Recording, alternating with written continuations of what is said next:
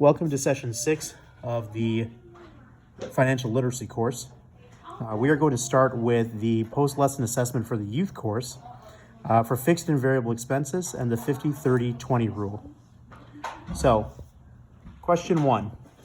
When dealing with a monthly budget, how do you calculate a weekly fixed expense regardless of how many weeks are in that month? So, fixed expenses generally happen regularly. They cost about the same each time. And an average month will be between 4 to 5 weeks. So if you want to budget on a monthly budget for a fixed weekly expense, you're going to basically you're going to use basically 4.5 weeks per month because that's the median between 4 and 5 weeks. And if you do so, you'll typically have enough money, either a little surplus from the last month or a little bit of a deficit this month that gets filled by the surplus from the last month to cover any of the individual months or weekly expenses.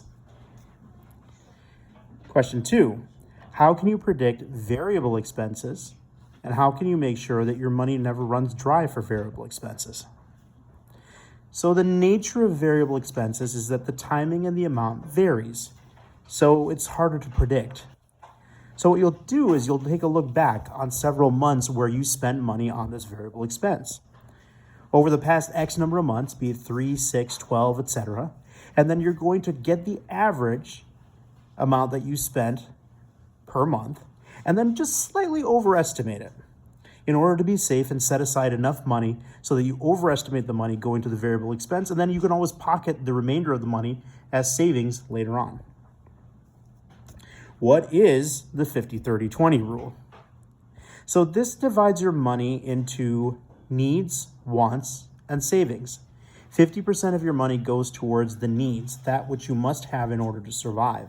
30% to the wants, the things that you wish you to continue having, and 20% goes to savings. But how do I know if I'm dealing with a want or a need? So this is probably the trickiest question of all, and it does have the most individualized response, but probably the easiest way to tell is that technically any need that could be replaced with a cheaper alternative is probably not a need, but probably more or less a want.